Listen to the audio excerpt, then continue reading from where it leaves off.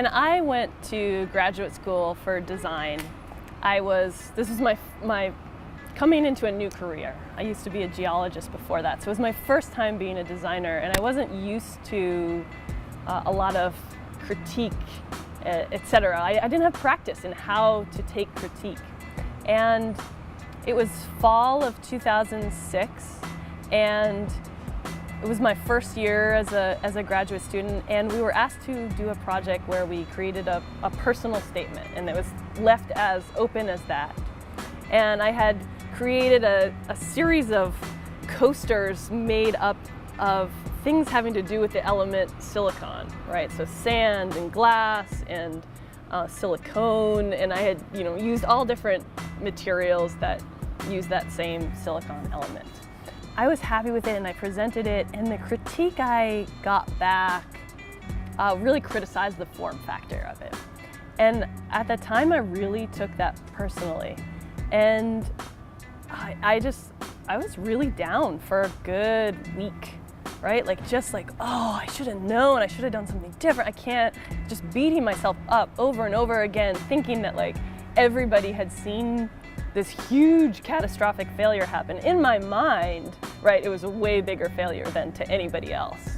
And it was a huge learning moment for me for two reasons. One of which I realized right away, which was that critique is something that I as a student needed to learn to take in the right way. So whoever's giving that critique, right, I can take that, I don't have to take that, I can choose pieces of it not to accept. I can choose pieces of it to really take and explore further and learn from and build off of.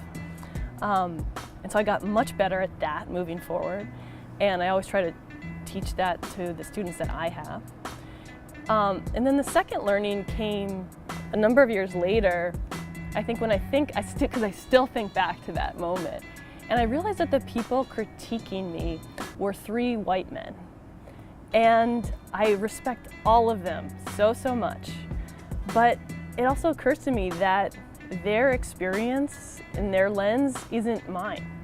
That's okay, and that's important to recognize as somebody creating and putting work out there in the world and being vulnerable.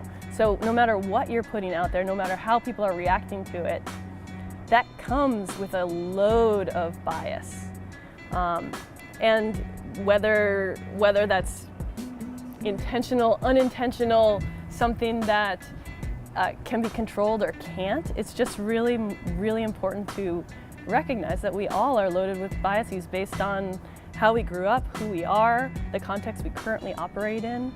And I've learned to get a lot more sensitive about that. In any position of showing work to other people and asking for their feedback, I'm really clear about what kind of feedback I'm hoping for. I'm really clear about where I am in this project and what would be useful for me to receive at this time. I also am very careful to make sure I'm getting feedback from the people I want it from.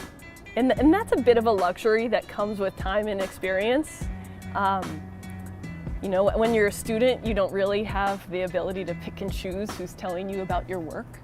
But now that I operate in a more professional context, I think I can do that in a way that feels meaningful to me.